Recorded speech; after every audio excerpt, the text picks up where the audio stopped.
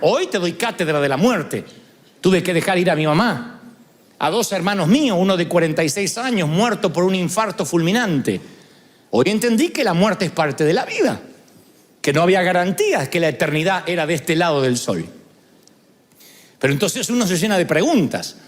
¿Quién no sale de un panteón preguntándose por qué? O de la sala de cuidados intensivos, mientras que uno ve a quien ama con sueros intravenosos y respiración asistida, se pregunta ¿y por qué? Y esos por qué a veces pensamos que tenemos que tener la respuesta porque están en la Biblia, y a veces hasta la Biblia no nos pareciera no darnos respuestas a los interrogantes. Y esas preguntas no podemos ignorarlas para siempre. Pero en un momento sentimos que Dios nos falló y decimos: Dios, no cruces mi límite. Así titulé el sermón de hoy para que no te lo olvides nunca.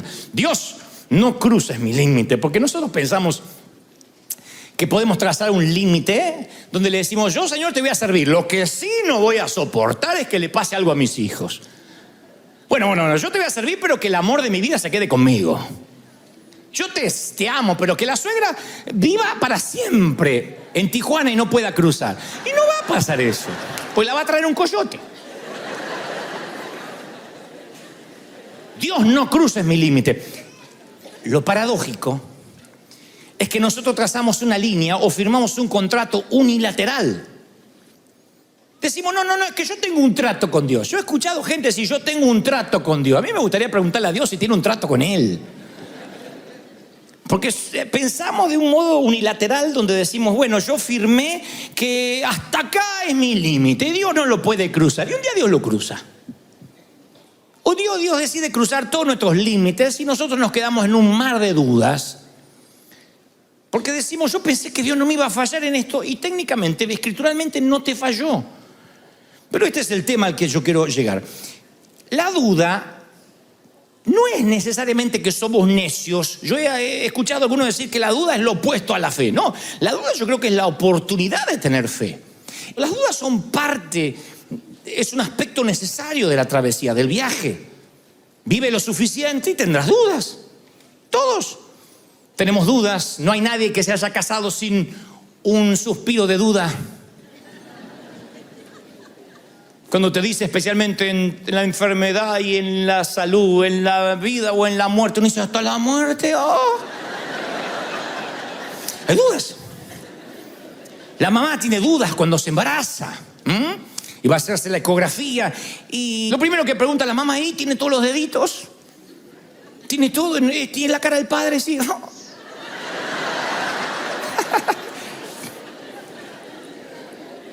Y yo leo la Biblia y encuentro un montón de gente que dudó. Yo veía a algunos, nada más veía a Salomón, a Job, a David, a Jeremías. Pero el que más me llama la atención, un poquito más contemporáneo en la nueva dispensación de la gracia, es Juan el Bautista. Jesús dio un halago increíble de él. Dijo: no hay un hombre nacido de mujer que sea como Juan el Bautista. Juan el Bautista le prepara el camino al Señor. Y yo no soy digno de desatarle los cordones de la sandalia. No soy digno de atar su calzado. Él era el que le abrió el camino, la punta de lanza de Jesús. Y ahora yo veo que está bajo el arresto de Herodes, dentro de la oscuridad de una celda, Juan el Bautista. Nada era igual, lejos del río del bautismo, lejos de la mayor revelación ocular que un ser humano pudo tener. No aparece otro momento en las Escrituras ante los ojos del hombre que la Trinidad esté a pleno como en el Jordán. Que Jesús está bautizándose allí, el Espíritu Santo desciende como paloma y Dios habla desde el cielo: este es mi Hijo en el cual estoy complacido. Ahí estaba la Trinidad a pleno. Y Juan había sido partícipe de eso. Ahora él está en una celda y manda a hacer una pregunta. Le dice a su gente, él no podía salir. Estaba privado de su libertad. Entonces envía a unos muchachos que trabajan con él y dice: pregúntenle si es él el que va a venir o esperamos a otro. No puedo creer. ¿Cómo es él el que va a venir o esperamos a otro? Pasó poco tiempo desde que bautizó a Jesús. La Biblia no da luz que él tuviera un tema de senilidad o que haya perdido su juicio cabal. Pero no pudo evitar hacer una pregunta pragmática: ¿eres tú el verdadero? Y yo pregunto: Si esto pasa con un hombre nacido de mujer, el mayor hombre que ha nacido de mujer, no nos deja exento a nosotros de dudar en algún momento. Uno empieza a preguntar, a compararse y a sentirse que algo funciona mal. Entonces yo buscaba en las escrituras y le digo, Señor, me prestas los oídos cada domingo de esta gente, dime qué les puedo transmitir. Y Él me lleva inmediatamente al Juan capítulo 20, a la presencia del más notable dudoso de la historia, uno que nos hemos empecinado en transformar en villano. Yo le pregunto a cualquiera de los discípulos, ¿cuál es el peor villano? Todo el mundo te dice Judas, ¿o no? No tu hijo que dejaste acá, es Judas, Judas es el verdadero. Otros dicen Pedro, porque Pedro negó al Señor. ¿Y el tercero quién es siempre? ¿Quién está en el podio de los canallas? ¿Ah? Tomás. Sí, porque Tomás dudó. No hay que ser como Tomás. Hasta hay una frase que han acuñado las madres sin tener Biblia. No seas como Tomás. Vamos a comer hoy, no seas Tomás, decía mi vieja, mi mamá. Entonces Tomás es como que uno lo ha estigmatizado, pero yo lo veo y digo, no, es el tipo obstinado que no acepta ningún rumor y que tiene siempre preguntas filosas. Siempre hay uno de esos que tiene preguntas filosas. ¿Y por qué? Y van a ver cómo se empiezan a identificar. Eso que dicen, ¿y por qué? Yo quiero saber. Tomás para mí es de esas mentes difíciles que necesitan nuestras organizaciones. No es que se equivocó en el casting Jesús, era uno de los amigos más cercanos. Hay una frase que pinta a Tomás de cuerpo entero, más allá de la popular que todo el mundo conoce, que ahora vamos a entrar. Dice Jesús, imaginen esto, está en el aposento alto, ya falta poco para que Él vaya a subir a la cruz, y dice, ustedes saben a qué voy, y saben lo que va a suceder. Y todos hacen, aleluya. Nadie tenía idea de lo que iba a pasar, pero nadie se anima a preguntar. Entonces Tomás era el políticamente incorrecto, el que pregunta. Tomás, cuando Jesús dice, ustedes saben dónde voy y saben lo que debe suceder, hay un silencio. En la Biblia no dice que lo haya habido, pero me gusta leer lo que no está escrito, imaginarme que todos dijeron, y Tomás dice, Señor, no tenemos idea dónde va. ¿Dónde te va? ¿Cómo podremos saber dónde vas? Ese es de Tomás. Alguien que hace las preguntas que los demás no dicen. Pregunta, ¿dónde? ¿Cómo vamos a saber dónde te vas? Él no acepta sutilezas, indirectas. Es amante del lenguaje directo, pragmático, no da nada por sentado. Pero no es descreído, porque Tomás había estado en todos lados con los 12. Había caminado, había visto a Jesús caminar sobre las aguas, había visto resucitar a Lázaro, corran la piedra. Él había sido testigo ocular. No es un tipo que se unió al grupo más tarde. No era Saulo de Tarso que dice, yo no era contemporáneo de Jesús, pero no caminé con él. Este estaba ahí. Entonces uno puede ver milagros y tener preguntas. Entonces cuando uno se queda con las dudas, a veces se siente mal por dudar. Y yo veo a alguien entre los discípulos que duda. Ahora, claro, la duda se desarrolla en soledad. Jesús apareció a sus amigos y Tomás no estaba. Eso es algo muy significativo, por cierto. Que Tomás no estaba cuando Jesús se aparece. Claro, Tomás se perdió los fuegos artificiales, porque Jesús aparece y el muchacho no está. Y yo creo que no está porque las mentes independientes, los pensadores independientes siempre se apartan para pensar. No creo que él era un descreído. Él simplemente tenía demasiado desazón, desdén y no estuvo allí. Y allí en la soledad las dudas crecen. Yo veo que Juan el Bautista está en la soledad de una celda cuando duda. Y las dudas son como los hongos en las bodegas. Y así también crecen en la frialdad del alma cuando estamos solos. Por eso la importancia de estar conectados, de venir a la iglesia. Porque uno ve la fe del otro y se contagia. Y a mí Dios no me sanó, pero a mí sí. Pero ¿sabes? No te preocupes. Yo también una vez parecía que Dios me había olvidado y no fue así. No, es que me volvió el cáncer. No, ¿qué va a volver? Cuando Dios pone un punto, el diablo no pone una coma. Y al revés. Cuando Dios dice, voy a continuar, nadie puede poner un punto final. ¿Tú lo crees de verdad, sí o no? Es maravilloso. Pero uno necesita conectarse, ¿no? Cuando uno está conectado, entonces eso es contagioso. Pero la duda, claro, demanda evidencia. Dice Tomás, frase, el credo de los escépticos. Si no viere en sus manos la señal de los clavos, y metiere mi dedo en el lugar de los clavos, y metiere mi mano en su costado, no creeré. Juan 20:25. Él dice, muchachos, sepan perdonar. pero yo voy a creer cuando lo sienta, cuando yo lo toqué. Tengo que hacer mi propia evaluación si no les molesta. ¿Está mal? Yo soy de esos. A mí me gusta hacer la propia evaluación. Así que Tomás dice, perdónenme, pero yo tengo que hacer mi propia evaluación si no les molesta.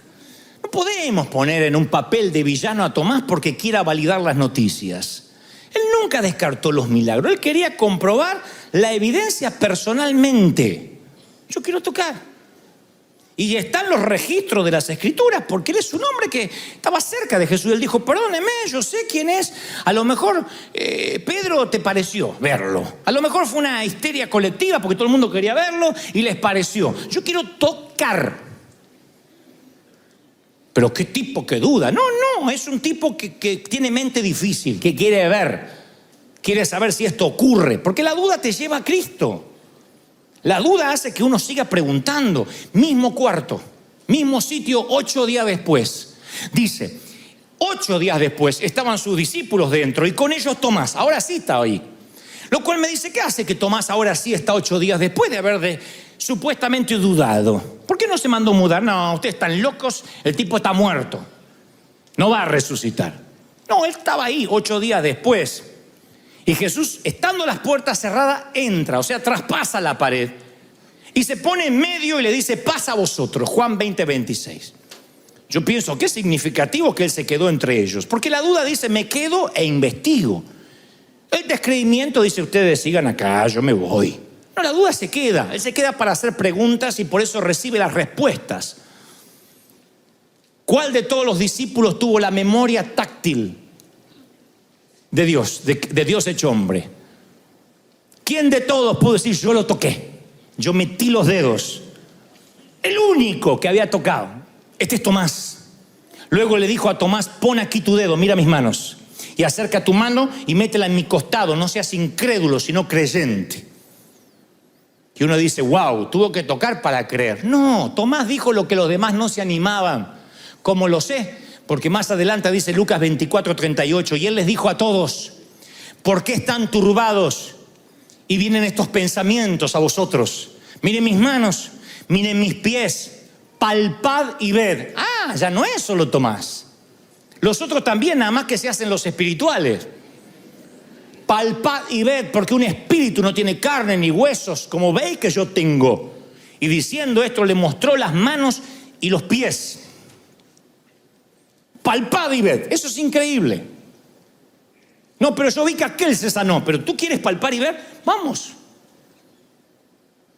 Preguntas sencillas, respuestas pragmáticas, sencillas. Pregunto, ¿quién en este congreso de los que han estado en la cumbre de poder ha recibido algún milagro? ¿Podrían levantarme la mano como señal físico, espiritual? Levanten las manos los que recibieron algún milagro durante esta cumbre de poder. Levanten la mano bien en alta, quiero verlos.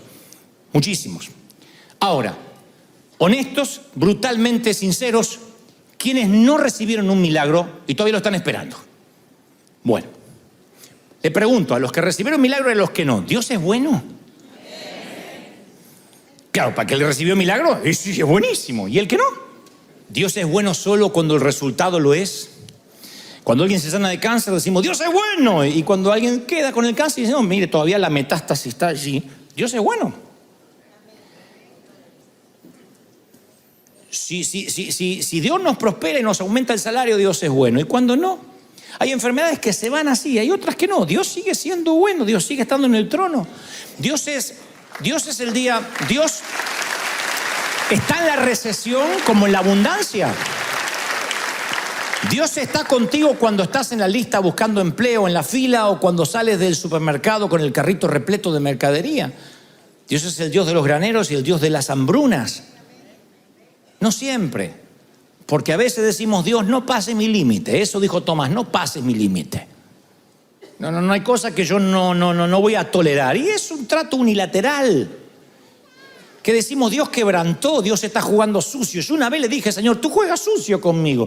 Miren qué cara dura la mía. Tú estás jugando sucio conmigo porque yo te estoy sirviendo. Una vez que yo tenía que ir a predicar y uno de nuestros chicos volaba en fiebre y vomitaba sangre. Yo decía, Señor, esto no es justo. Como si yo hubiese hecho un trato donde, no, yo te predico, pero que no le agarre fiebre, ¿eh? Si no, no predico. Esto Entonces de pronto empecé a pensar si Dios era bueno o no cuando las cosas me iban bien o mal, y se me llenó la mente de un torbellino de dudas. ¿Podré seguir adelante? Porque a veces decimos, yo voy a ser decente, buena persona, pero Dios me tiene que bendecir. Yo voy a sembrar. Acá hay gente que cree, yo ya puse el diezmo y me viene a reclamar a mí. Tu problema con Dios. A mí me resulta, pero a mí no me resultó. Tal vez porque estás queriendo negociar con Dios, no estás creyendo en fe. Que 90% con Dios en la sociedad vale más que 100% sin Dios en la ecuación. Pero hay gente que lo que quiere es negociar con Dios. Por consecuencia, cuando empieza a vivir una escasez, siente que Dios cruzó una línea y hasta se olvidan de los tiempos buenos. José le dice al faraón, mira, van a llegar 7 años de una hambre tan intensa que hará que la prosperidad de Egipto se olvide. La hambruna será tan grave que borrará el recuerdo de los años buenos. No me digas que no te pasó en algún momento de la vida, que se te borraron los recuerdos buenos.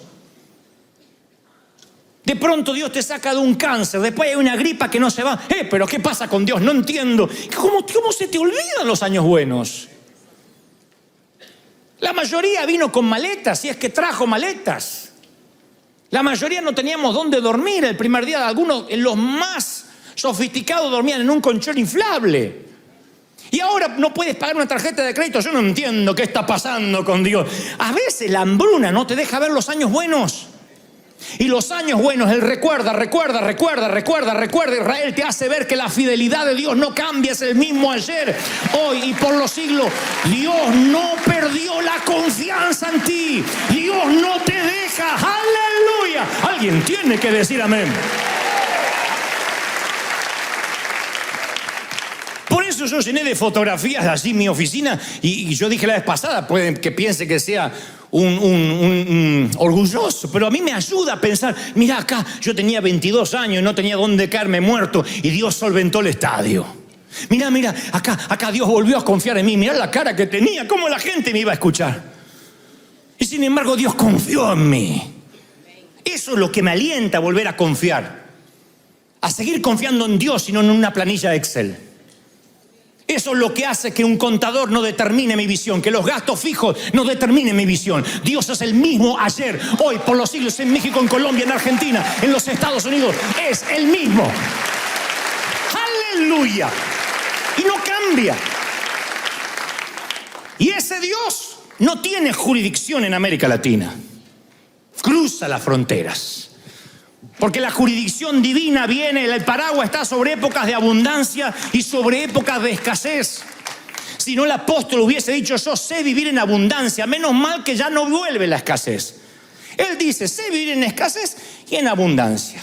Hotel 5 estrellas y cama llena de cucarachas. Y en ambas estoy entrenado. Ambas están bajo la jurisdicción divina.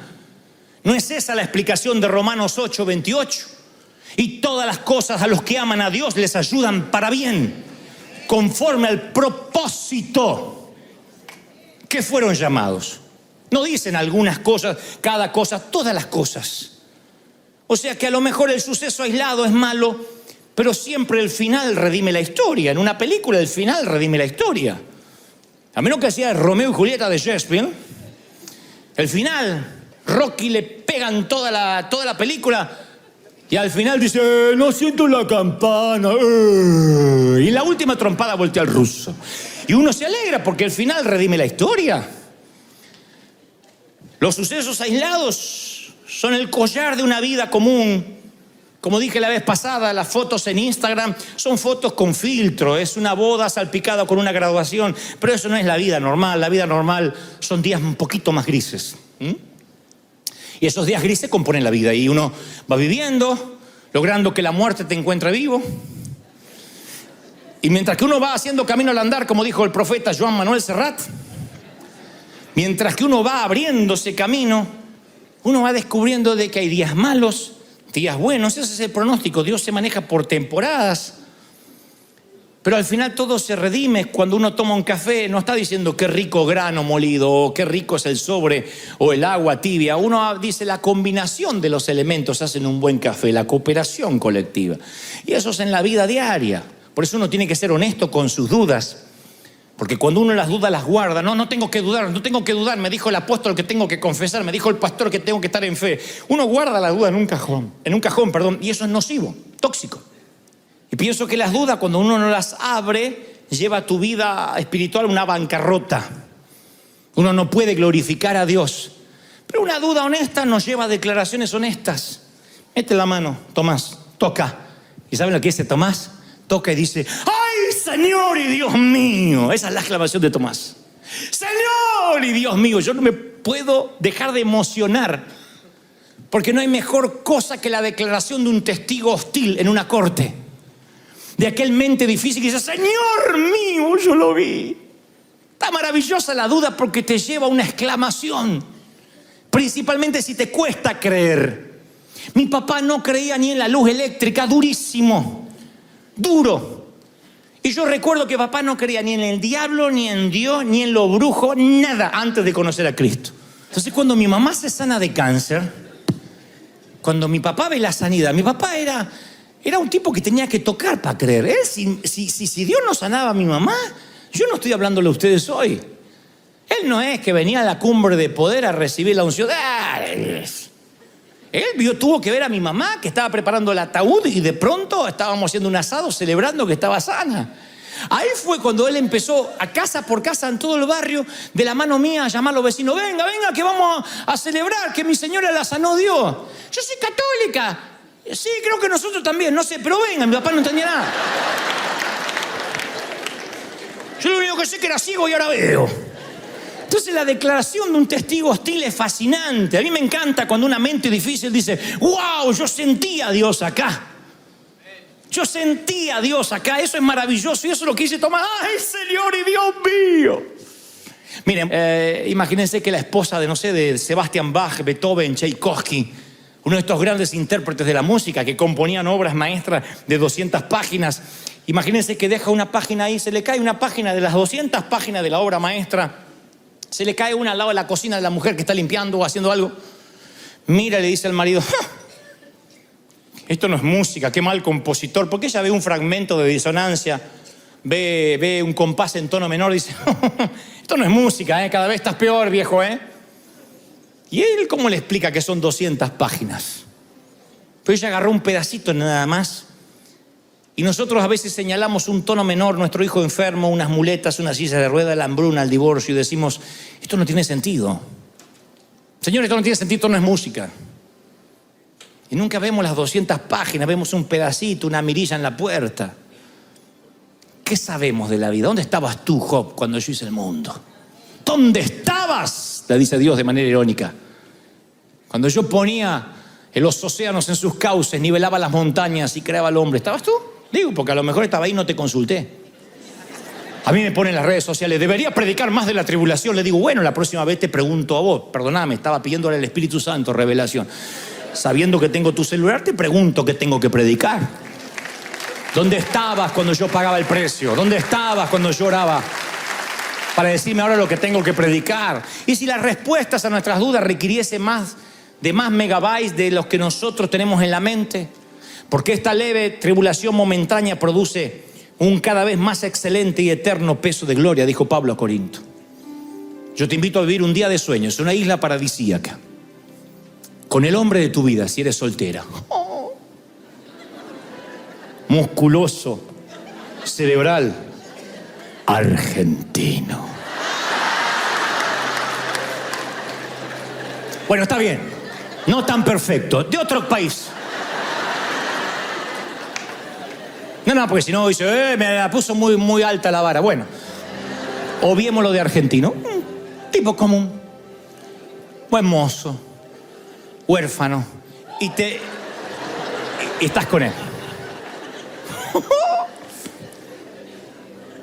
Y te digo: mira, son 24 horas de relax, de pasarla bien, pero tienes una milésima de segundo de aflicción. ¿Te la aguantas? ¿Qué aflicción? Y que el avión se va a mover un poquito antes de llegar. Ah, sí. ¿quién va a rechazar la oferta? Bueno, Pablo dice eso. ¿Qué son 70, 80, 90 años comparado con la eternidad? Un vapor, un chasquear de dedos. Tu crisis, tu dolor no va a durar para siempre, pero tú sí. Tú vas a durar para siempre. Las aflicciones del tiempo presente no son comparables con la gloria venidera, le dice Pablo a los romanos, que viene a manifestarse. Entonces, deja que el compositor termine la sinfonía. Deja que el windsurfista baje de la tabla. Deja que termine la película, que aparezcan los créditos antes de evaluar tu vida. ¿Cuál es el pronóstico entonces, señoras, señores? Días malos, días buenos, días de granero, días de hambruna, pero Dios está todos los días. El Señor es el Señor de Pablo y el Señor de Tomás. El Señor de Pedro que duda y hasta el Señor de Judas. Él es el Señor de todos. Hay días buenos, hay días malos y ambos se cumple su voluntad. Y Dios sigue siendo bueno. Entonces, si termina la cumbre y alguien se va con el desazón de a mí Dios no me habló, no me tocó, es que no me llamaron al altar, justo ahí me fui.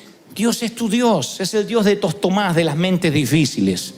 Y esta no es una iglesia cualquiera de gente playita, de gente superficial, que viene uno y dice 2 o 3 palabritas sin Biblia y ustedes, corren. Esta es una iglesia donde Dios nos da palabra siempre, sustancial, palabra sólida. Entonces nos vamos haciendo, no más cerebrales, pero nos vamos haciendo más Tomás, que nosotros queremos tocar, queremos ver, queremos palpar. Y si tú quieres palpar la prosperidad, hay que sembrar, porque tú si la quieres palpar vas a tener que dar, así la palpas. Yo quiero ver que Dios me bendiga como a todos eso. Bueno, da como nosotros hemos dado y la vas a palpar, vas a ver que sí. Yo quiero que Dios me use así. Bueno, paga el mismo precio que todos estos hombres que han desfilado por aquí y entonces vas a palpar la misma gloria. Palpa, toca, ve, paga el mismo precio. No vivas del precio ajeno, de la espiritualidad prestada, no vivas siendo un nieto, sé el hijo de Dios. Haz tu propia historia, baja de tu propia barca, camina tu propio sendero. Dale un aplauso al Señor de señores. Si crees que Dios habló, vamos, celebra con el mejor aplauso para cerrar la cumbre de poder. Vamos, dale un aplauso que tiemble Anaheim. Dale el mayor aplauso de la historia. El Rey está en casa. Es un río que no se detendrá jamás.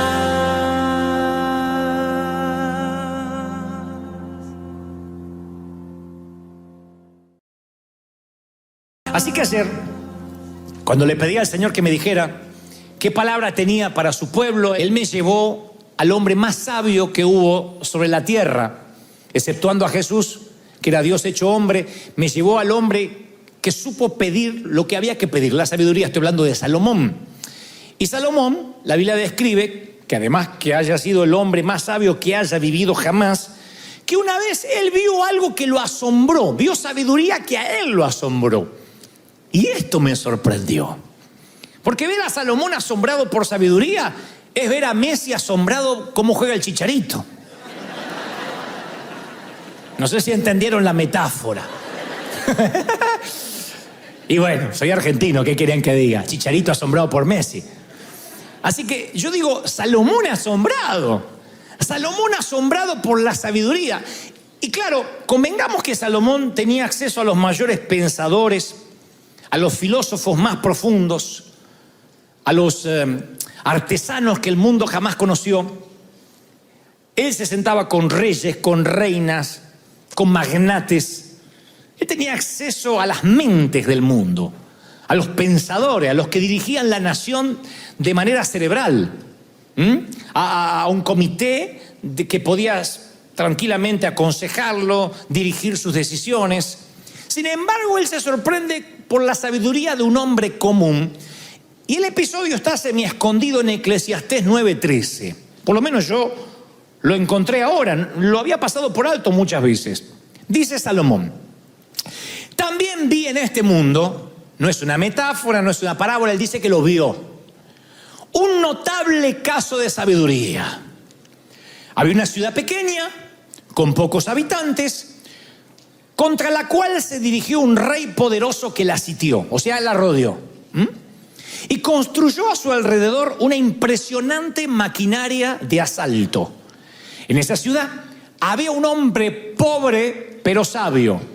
Pobre pero sabio, lo diré otra vez. Pobre pero era sabio. Salomón hace especial énfasis en que no tenía un peso, pero era sabio. Que con su sabiduría salvó a la ciudad, pero después que la salvó nadie se acordó de aquel pobre hombre. Yo digo, dice Salomón, que más vale maña que fuerza. ¿Habían escuchado esa frase antes alguna vez? ¿Viste que no era de tu mamá, era de Salomón? Más vale maña que fuerza. Aun cuando se menosprecia la sabiduría de este hombre y no se le presta más atención a sus palabras. Miren qué triste, ¿eh? Un hombre que salvó la ciudad y hoy está olvidado. Pero más se presta atención a las palabras de los sabios que a los gritos de los necios. A mí me encanta eso. Se presta más atención a los sabios, al susurro de un sabio, que al grito de un necio. Y aquí la Escritura no da mucho detalle sobre las circunstancias en que Salomón descubre a este hombre. Pero lo descubre. Es una leyenda. El hombre es una leyenda. El hombre es una leyenda viviente, o capaz que ya no vive, a razón de lo que dice Salomón, de que ya no se acuerdan de él. Tal vez sí estaba vivo y no se acordaban, o tal vez ya se murió y lo olvidaron, no lo sé. Pero este hombre es leyenda. Yo creo que lo que sorprende a Salomón es que descubre por primera vez el poder del liderazgo invisible, ese que no se gana a los gritos. Es maravilloso cuando entra una persona y tiene un liderazgo invisible, una impronta. ¿Quién tuvo un papá o una mamá así? Que la casa era un despadre, todo el mundo gritaba, y había uno de los cónyuges que gritaba más y los hijos peor todavía. Pero tuvo que haber uno que imponía autoridad. No te voy a decir quién. En mi casa estaba claro quién imponía autoridad. Era la vieja. La vieja se había ganado el liderazgo invisible a fuerza de chanclazos. Entonces la vieja decía, ¿qué pasó? Y no era pedido de información. Era, denme una maldita razón para romperle la chancla en la cabeza a alguien. Entonces la respuesta, él, empezamos a acusar. Ahora pasaba papá y era como que pasaba el viento. A nosotros no nos importaba. ¿Cómo me ha logrado mamá ese liderazgo invisible? No recuerdo que nos haya castigado ya de grandes, pero tenía un liderazgo invisible. Y Salomón ve a un hombre pobre. Él destaca que es pobre, pero que es sabio. Salomón nunca conoció la pobreza. Nació en cuna de rico. Nació en un palacio. No sabe lo que es mendigar comida, tener frío. Y él dice, yo pensé que la sabiduría era inherente a la educación. Inherente, que era pegado al dinero, al poder. Pero ahora ve a alguien que no tiene poder y que es leyenda. Es pobre, pero que salva una ciudad de un rey que la sitió. Él descubre la fuerza de la sabiduría porque dice, un hombre sin armas, sin ejército, sin estrategia, sin planificación, salvó a una ciudad de un rey que lo estaba sitiando. Teniendo en cuenta esta leyenda, este hombre, por eso titulé este mensaje, Soy leyenda, porque yo creo que la leyenda se construye a partir de la sabiduría, de buenas decisiones. Yo me he preguntado, me he devanado los sesos. Ayer estuve casi toda la tarde pensando qué pudo haber hecho este caballero, este anónimo, para salvar la ciudad del sitio que tenía de los enemigos.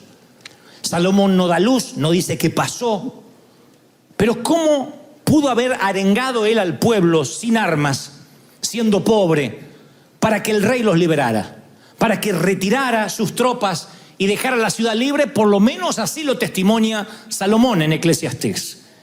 Y creo que esto fue lo que ocurrió. Lo creo porque después empecé a leer a Salomón. Salomón era un hombre que nunca dejaba de aprender y también utilizaba principios que yo creo que este hombre también utilizó. Lo primero va para los mismos que ahora se sienten rodeados en alguna situación. Yo sé que el Señor me ha mostrado, como en el primer servicio, gente que no tiene enemigos literales rodeándolo, pero está rodeado de deudas. Tiene todas las tarjetas de crédito, no una, tiene 7, 8 que no puede pagar. No digas amén, pero tu cara te delata que Dios ya te habló. Hay otros que están rodeados en temas de salud.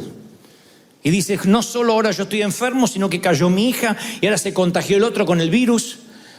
Y hay gente que dice, yo no sé por qué las cosas están mal, de modo que yo me siento rodeado. Y yo me imagino lo que este hombre pudo haberle dicho a la ciudad, a los habitantes, para que vencieran ese asedio. Creo imaginarlo porque cuando uno está rodeado se produce lo que los psicólogos llaman una parálisis. Yo no entiendo por qué, pero la gente que a veces aborrece su vida, desea tener una vida mejor, pero se paraliza cuando está rodeado. No lo entiendo. Pero llevo años viendo gente que está en un empleo que maldice. Y viene a la cadena de 7 días y declara las 7 bendiciones de Deuteronomio una y otra vez.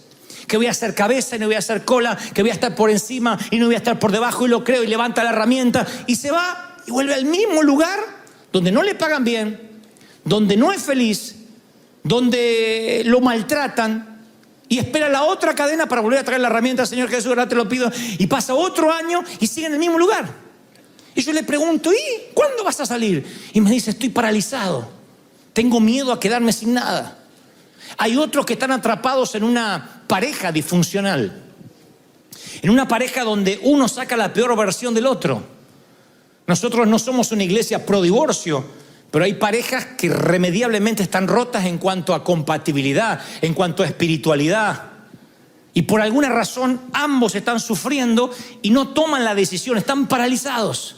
Y pasan los años y están paralizados. Y se pierden el potencial, se pierden el ministerio, se pierden lo que Dios les quiere dar. Están rodeados y en vez de decir voy a avanzar hacia la libertad, no pueden.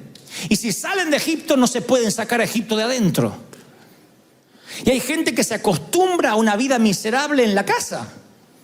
¿Por qué quedarse envuelto en una relación destructiva? ¿Por qué estar envuelto en un negocio que no te prospera, que no va adelante? Uno tiene que tomar decisiones de decir, si estoy rodeado, no quiero paralizarme, no puedo terminar el año como lo empecé. El 2020 tiene que comenzar con nuevas decisiones, con victorias, con nuevos avances, con nuevos cambios. Alguien tiene que decir amén y cambiar. No sé por qué los evangélicos, los cristianos, le tenemos miedo al cambio. Parece como que el cambio atenta contra la senda antigua. Tenemos que cambiar. Dios no cambia, pero tú sí, yo sí.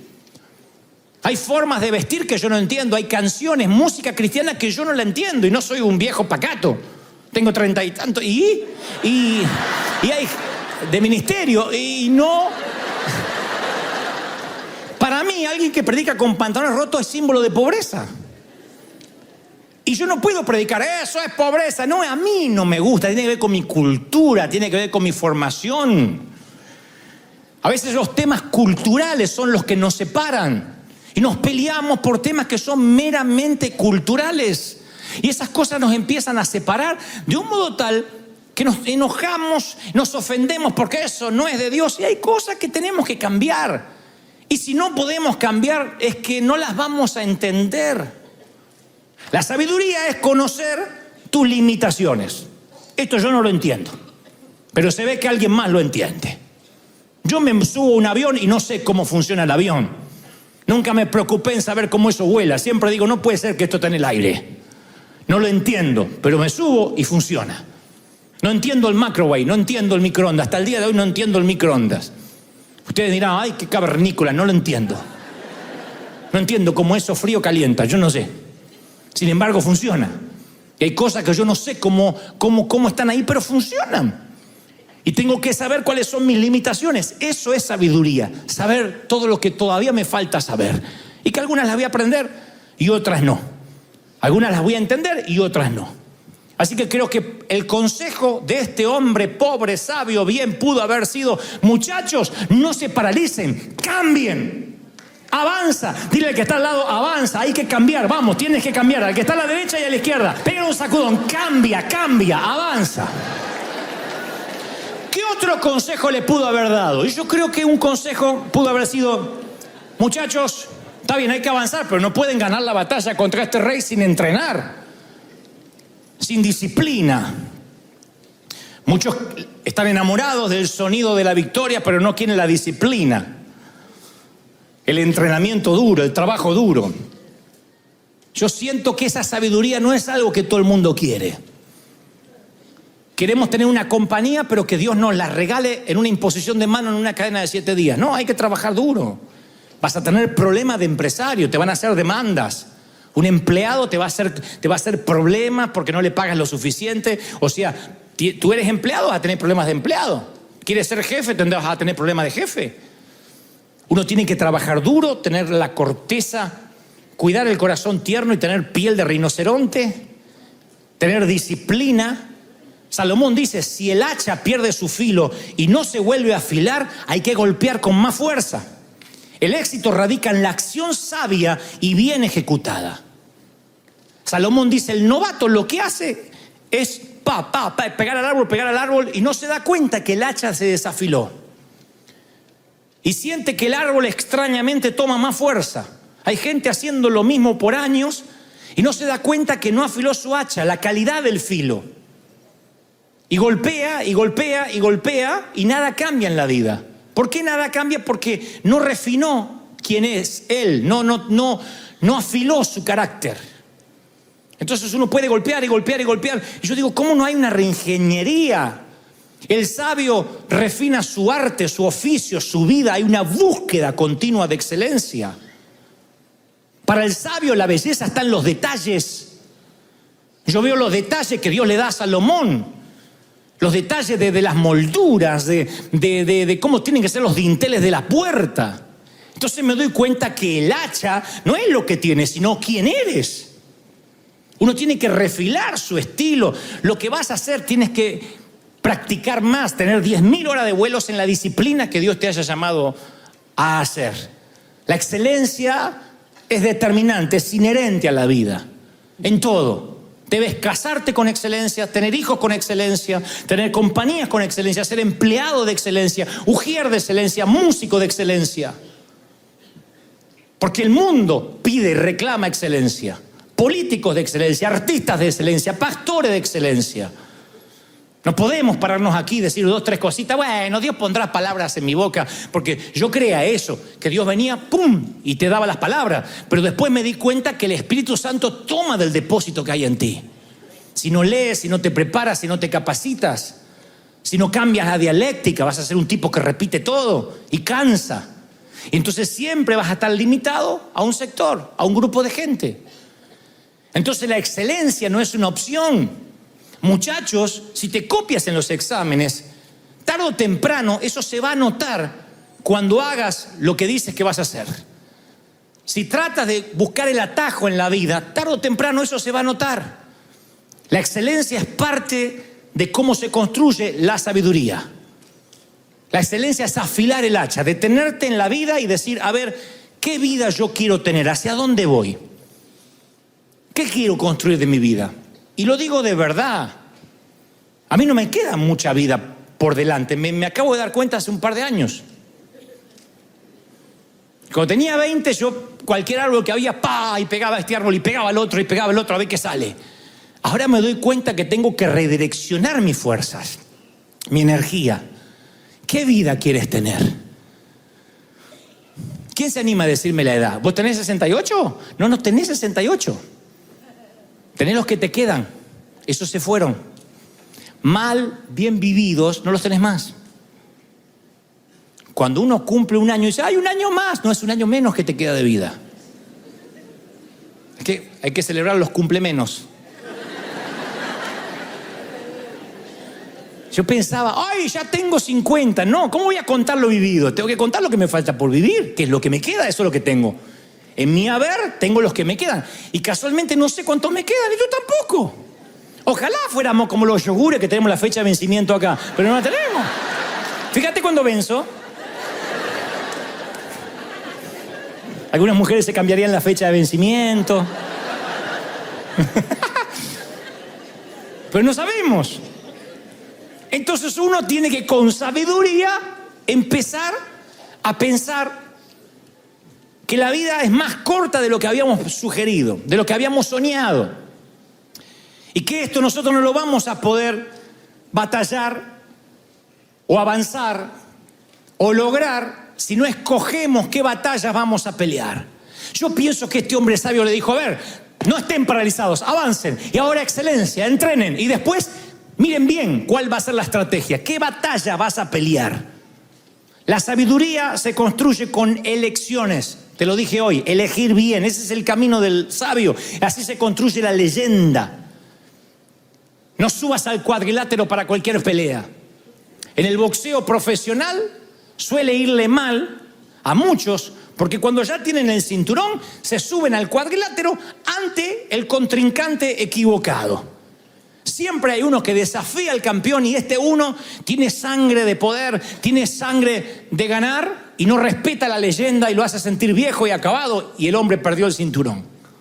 Mantenerse es más importante que llegar. ¿Están conmigo, sí o no? Y hay que elegir qué batallas vas a pelear. Ya Dios nos habló de esto y qué batallas no vas a pelear. Tienes que decidir de qué se va a tratar tu vida, encontrar tu intención.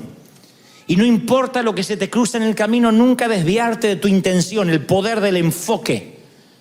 Antes de escoger tu hacha, tienes que escoger tu árbol. No puedes pelear todas las batallas. ¿Vieron que hay gente que pelea todas las batallas? Se levanta en la mañana y pelea la batalla contra la cafetera que no anda. Se sube al frigo y pelea contra los chinitos que manejan.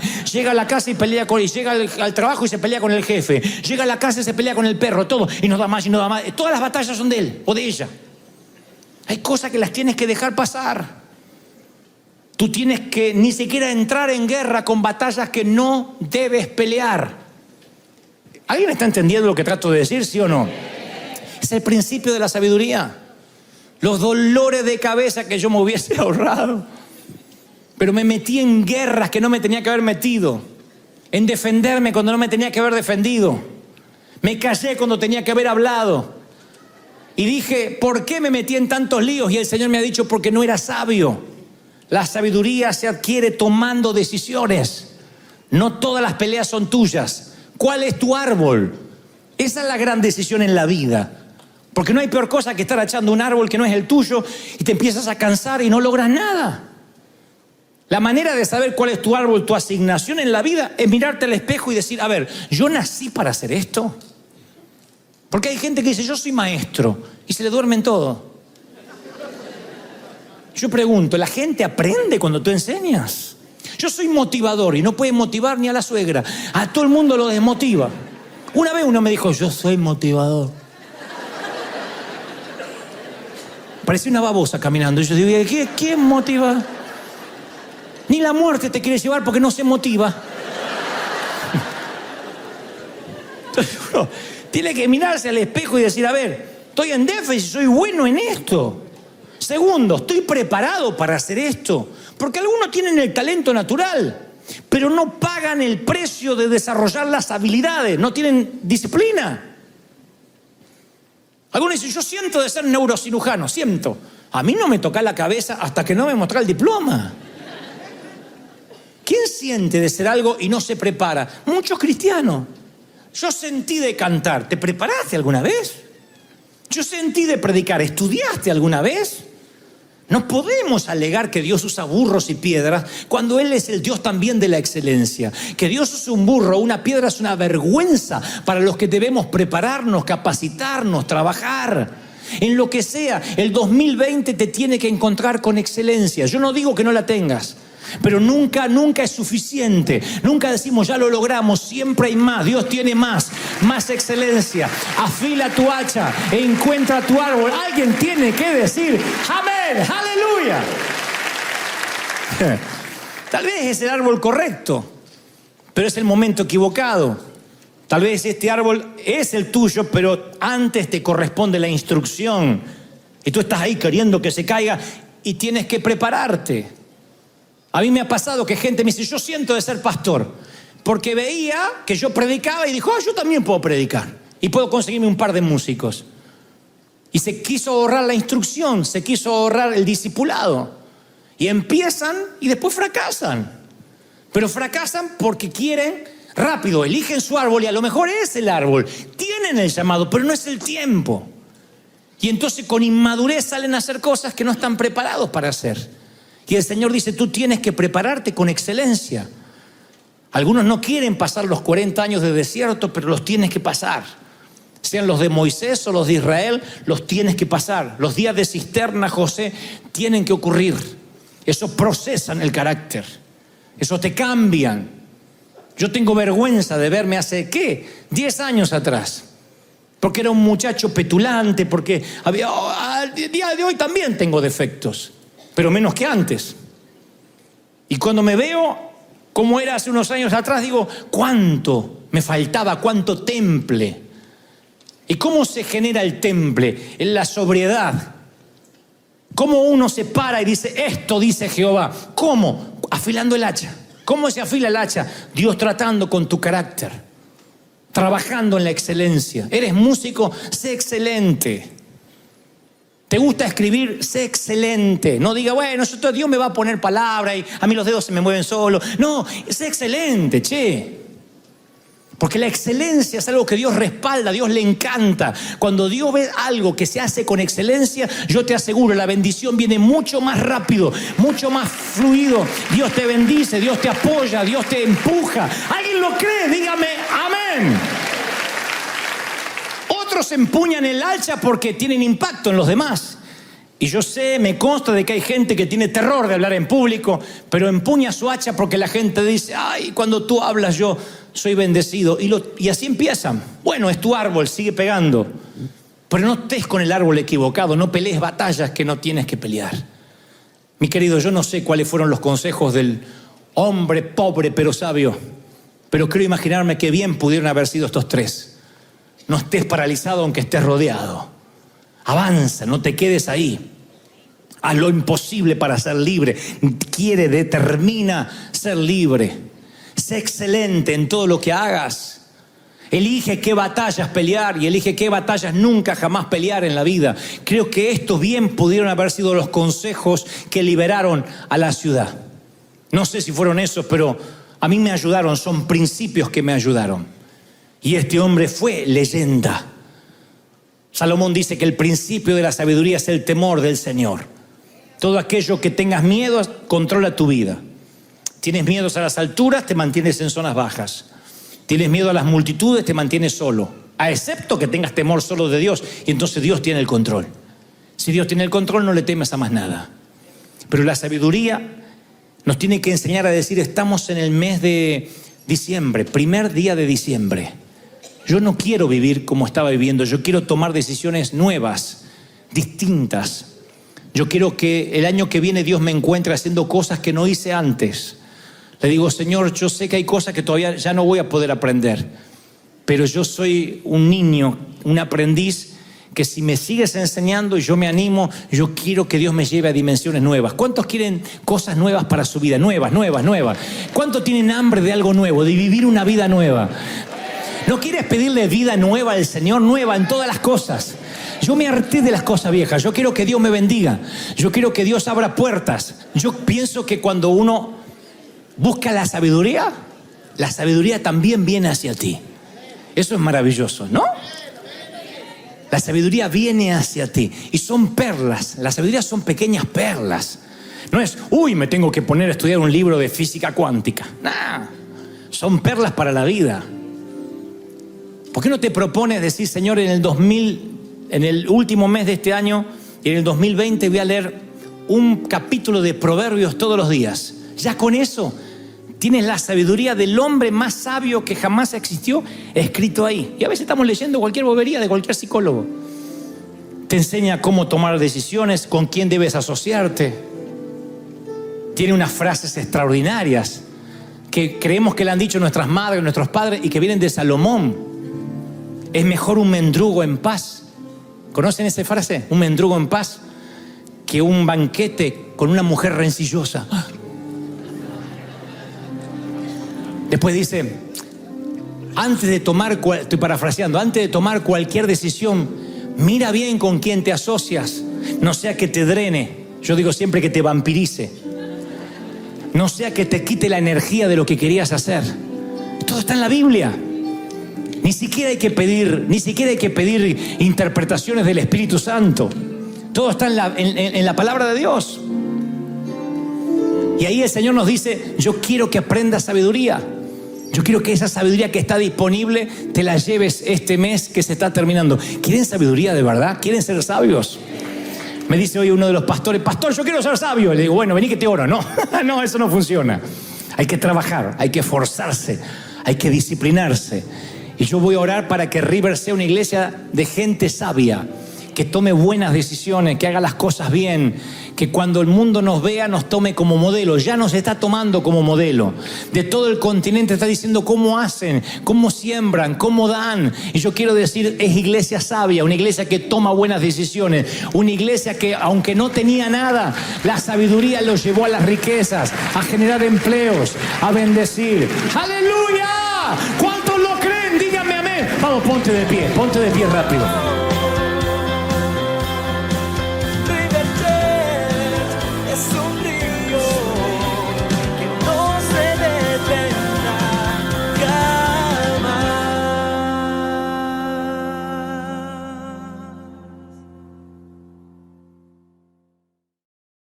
Hace muchos años, cuando yo iba a la escuela de secundaria, literatura, el profesor de literatura nos dio un trabajo práctico. No digo que ya a esa edad yo sabía en qué era bueno y en qué no, pero sí sabía en qué me podía desarrollar más rápido. Yo era bueno para el castellano, el lenguaje, la literatura, muy malo para matemática, física, química, etc.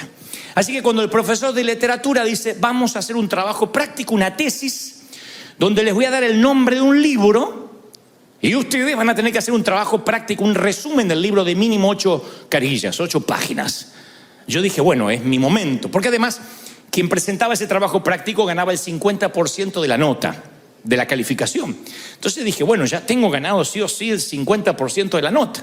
Mientras que otros compañeros decían, no, hay que escribir, no me gusta. A mí me fascinaba escribir. Así que dije, sí, va a ser mi trabajo. Y da el nombre del libro. Y entonces lo anotamos y vamos a la biblioteca pública, porque no había Google, señores. Porque no había, a ver qué puedo poner, copy-paste, no había eso. Teníamos que trabajar duro, había que ir a la biblioteca pública. Yo nací en el siglo pasado. Alguno le bajó la moneda recién que nacieron conmigo. Nacimos en el siglo pasado. No somos de este siglo, no somos ni millennial ni centennial, somos viejelial, del otro año. Los que son de Justin Bieber para acá no se deben acordar de lo que es vivir sin internet. Nosotros no teníamos. Entonces había que ir a la biblioteca pública. Fui a la biblioteca pública con cuadernos, apuntes. Es el trabajo práctico de mi vida. El resumen que hubiese hecho que el autor se cayera de nalgas, así, ¡paf!, cuando lo leyera. Y lo presenté. Me habían pedido 8 páginas, entregué 16 o 20. El profesor dice, no hacía falta tanto, Goebbels. Le digo, no, es que a mí me encanta escribir. Yo quería ganarme el 50% de la calificación. A la semana siguiente me entregan la devolución y decía, muy buen contenido, Goebbels, bibliografía excelente, investigación excepcional, nota 0. Tarea incorrecta, se equivocó de libro. Se ve que escuché mal el título y me había hecho, no sé, un libro de Shakespeare y había que hacer de otro. Y entonces nunca me voy a olvidar que todo estaba perfectamente hecho, pero la tarea era la incorrecta. Y yo me pregunto si al final de la vida Dios no nos va a decir un día, bonito auto, maravillosa familia, profesión relevante, gran carrera, nota incorrecta, se equivocó de libro. No era lo que fue llamado a hacer. No era lo que te llamé a esgrimir en la vida. Por mucho que uno a veces se sienta que está ocupado y que hace cosas, porque la ocupación puede que nos confunda. Cuando uno está muy ocupado, uno dice, pero estoy haciendo, no me da la vida para pensar. ¿Qué sé yo para qué nací? Si de la mañana hasta la noche trabajo. Y es justamente eso. Es como construir una casa y sudar todo un día o varias semanas en techarlo con cartón.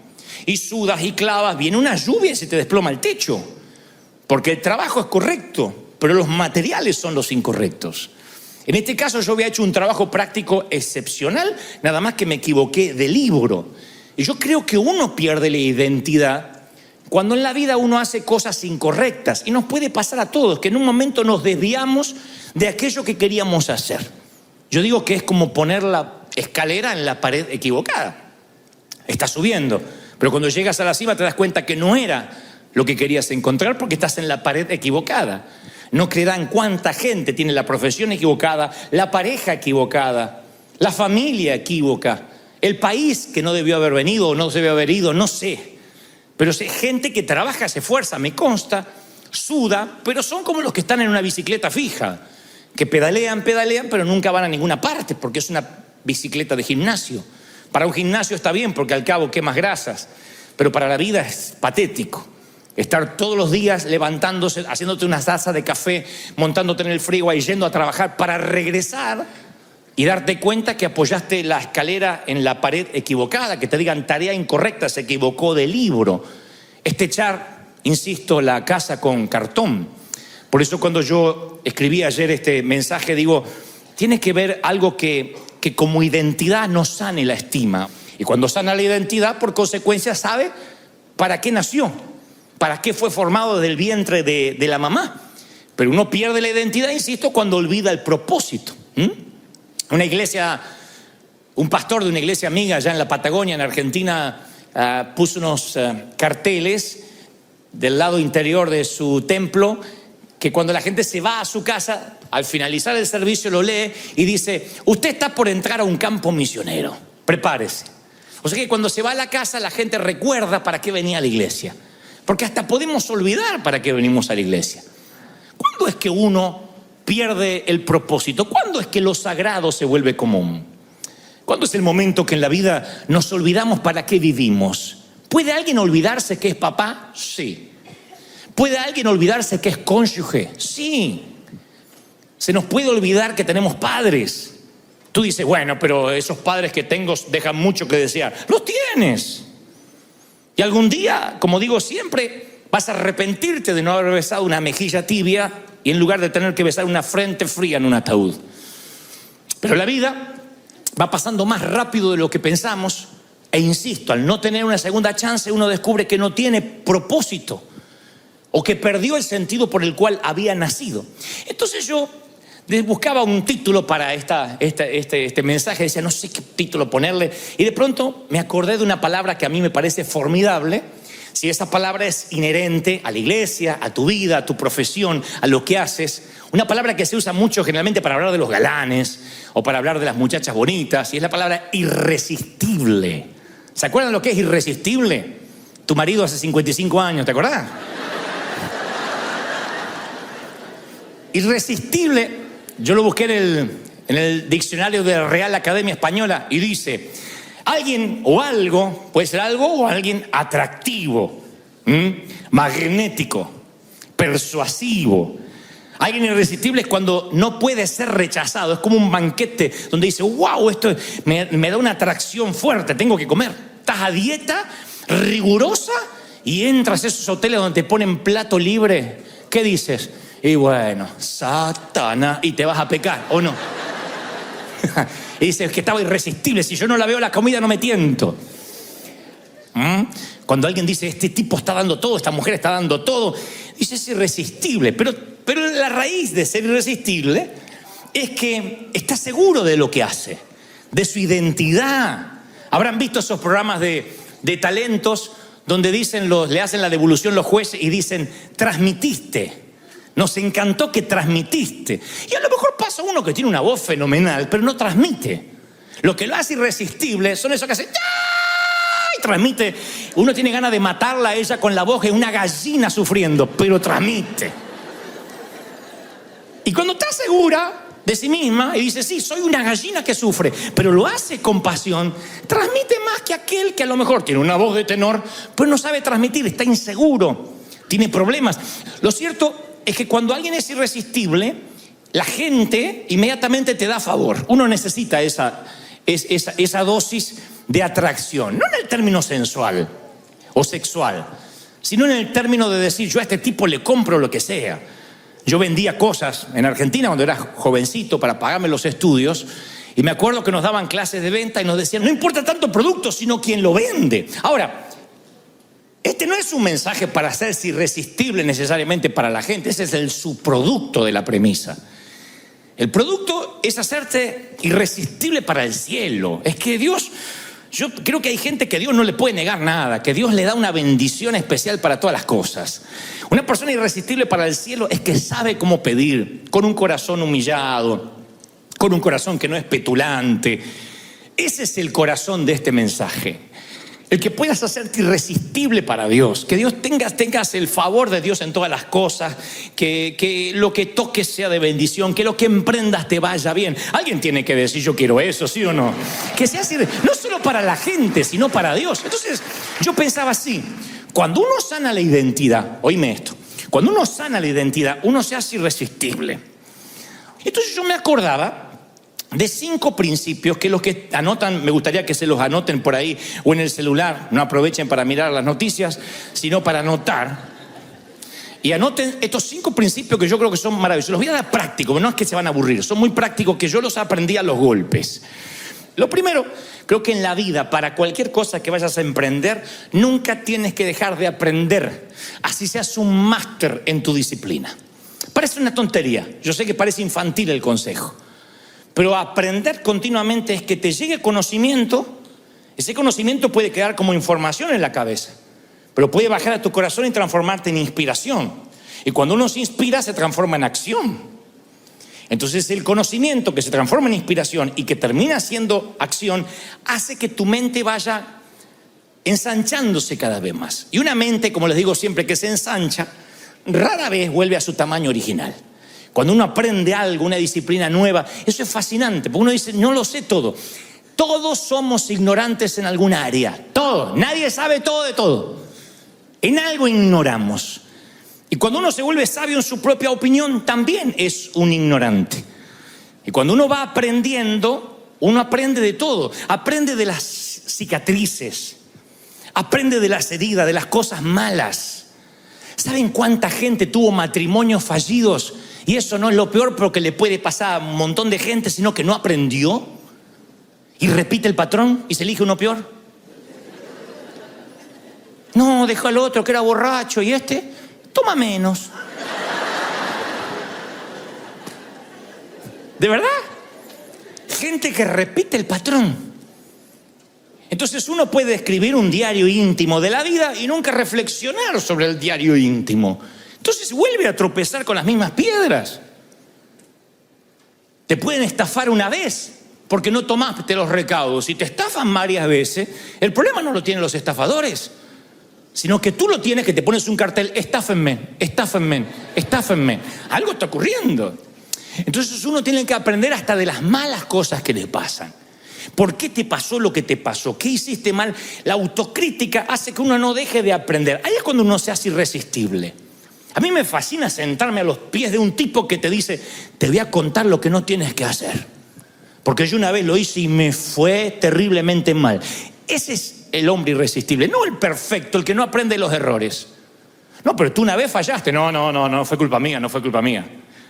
Sí, pero una vez te fue mal. Me dijeron, no, son cosas que se dicen. De ese tipo no se puede aprender. Pero de aquel que te siente, te dice, mira, yo cometí este error, no hagas esto. La próxima vez que te cases, búscate una huérfana. Escúchenlo.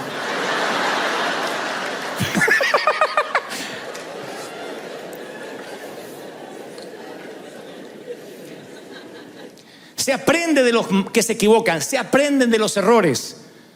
Un principio fabuloso para ser irresistible es aprender de todo, ser un aprendiz de la vida. ¿Están conmigo, sí o no? De todo, de lo que te pasó, de lo bueno, de lo malo, de los errores, de las equivocaciones, de todo. Aún de aquellos que dicen, no, yo no puedo aprender esto. Porque el que no aprende se hace posesivo y territorial. Es como que el que no quiere aprender nada, acuerden, ustedes van a decir, a ver si yo conozco a alguien posesivo y territorial. Aquel que dice, mi oficina, mi engrampadora, mi ministerio, mi iglesia. En la agenda tienen todo anotado en la M. Mi esposo, mi hijo, todo. Menos la suegra que la pone en la L, la madre de él. Después, si no, mi.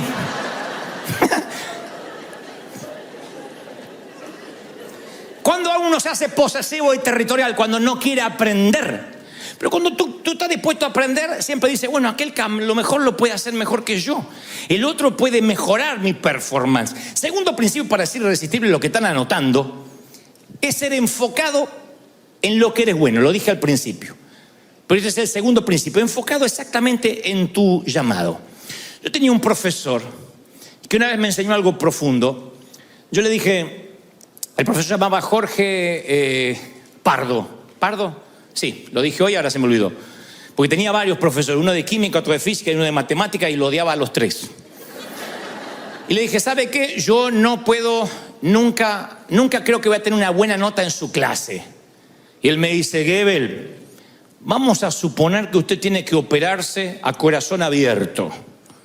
Y la operación sale, y me da una cifra en pesos argentinos, pero vamos a parafrasearlo hoy. Dijo, la operación sale $200.000.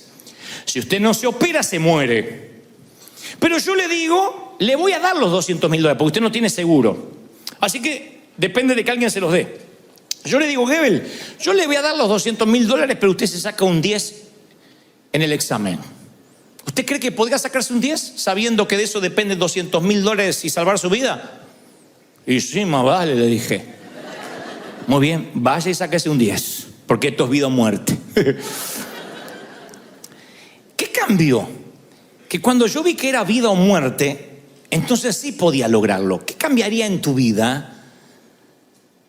En tu matrimonio, en tu pareja, en tu carrera, en tu oficio. ¿Qué cambiaría en tu vida si todos los días te levantaras pensando esto es vida o muerte? Sería un corazón comprometido. ¿Qué pasaría si tú dijeras voy a la iglesia porque esto es vida o muerte? No diría, ay, ahí súper tazón, no te quedarías. ¿Qué pasaría si todo lo que hicieras lo hicieras con un corazón comprometido? Por eso digo, el que es enfocado en su llamado sabe exactamente para qué Dios lo llamó. Sabe exactamente en qué es bueno y en qué no es bueno. Y cuando sabe exactamente para lo que es, no se mueve un centímetro de aquello para lo cual está comprometido. No te estoy diciendo si tienes una vida, sino para qué se te dio la vida. ¿Para qué estás viviendo? Cuando uno descubre para qué se le da el aceite, es entonces cuando descubre su propósito en la vida. ¿Recuerdan la historia que yo siempre les digo del cuidador del faro, que tenía que mantener el faro ardiendo para que los barcos no encallaran en los acantilados? Y para mantener el faro ardiendo tenía que mantener siempre los depósitos con aceite. Pero un día vino una dama y le dijo, necesito aceite para cocinarle a mis hijos. Ante tan pedido noble, el caballero le dio un poco de aceite. Vino otro caballero y dijo, yo necesito aceite para engrasar las ruedas de mi carro. Ante el pedido noble le dio otro poco de aceite. Y alguien más pidió aceite para otra cosa sin dar demasiada explicación. Y él dijo, no me puedo negar. La cosa es que el faro se le apagó y los barcos se encallaron en el acantilado. Cuando lo llaman de la compañía y le dicen, ¿por qué dejaste que el faro se apagara? Él dice, le di aceite a una señora que necesitaba, a otro caballero para la rueda del carro y a alguien más que ni siquiera me explicó por qué. Y le respondieron, el aceite se te dio por una sola razón, mantener el faro ardiendo. ¿Para qué se te dio el aceite? ¿Para qué estás vivo? No puedes complacer a todo el mundo, ni Cristo pudo complacer a todos, lo crucificaron. No puedes ser aprendiz de todo y maestro de nada. Hay algo que tienes que decir, yo nací para este propósito. Tal vez ya lo estás cumpliendo, o tal vez ese propósito va a venir más tarde, pero necesitas no moverte un centímetro del llamado. Lo tercero, para no aburrirlos, es que cuando alguien es irresistible, elige su paleta de colores. En otras palabras, elige cómo pintar la vida. Esto no lo dijo un famoso cantante, sino que lo dijo el Señor en San Lucas, en Mateo. El ojo es la lámpara del cuerpo. Si tu visión es clara, todo va a disfrutar de la luz. Todo tu ser va a disfrutar de la luz. Si tu visión está nublada, todo va a estar en oscuridad. Jesús se refirió a cómo percibir la vida. Alguien irresistible es alguien que le busca la vuelta a todo. Alguien que le pone color a todo. Hay gente que pinta todo de gris. Y hay otros que le buscan, dice, bueno, por algo Dios habrá querido que pase esta temporada en el hospital. Algo aprendí. Hice nuevas amistades, le hablé a aquel de la eternidad, a aquel de Dios. Pude pensar, pude meditar. Dios me paró a la fuerza, pero esa cama de hierro del hospital, con sueros intravenosos y respiración asistida, me hizo cuestionarme cómo está dirigiéndose mi vida. Ese es alguien que pinta con su paleta de colores las cosas que otros ven grises, que a todo le encuentra su propósito, porque no juzga mediante lo que le gusta o no le gusta, sino lo que tiene un sentido, lo que tiene un propósito en la vida. Encontrar el propósito en la vida es lo más maravilloso que puedas hacer. Porque dices, ahora entiendo por qué tuve que pasar por esa relación. Ahora entiendo por qué tuve que pagar ese derecho de piso. Nadie acá es lo que es porque llegó gratuitamente. Todo el mundo pagó un precio para ser quien es. Todo el mundo trabajó duro para ser quien es. A mí no me regalaron nada, aunque dicen, a usted le regalaron todo. Oh, no, yo trabajé duro. Y mi peor enemigo fue Dante, porque tuve que vencer prejuicios, complejos, baja estima. Yo tuve que editar mi vida y pude haber editado las partes malas y ponerle, tengan lástima de la vida que tuve.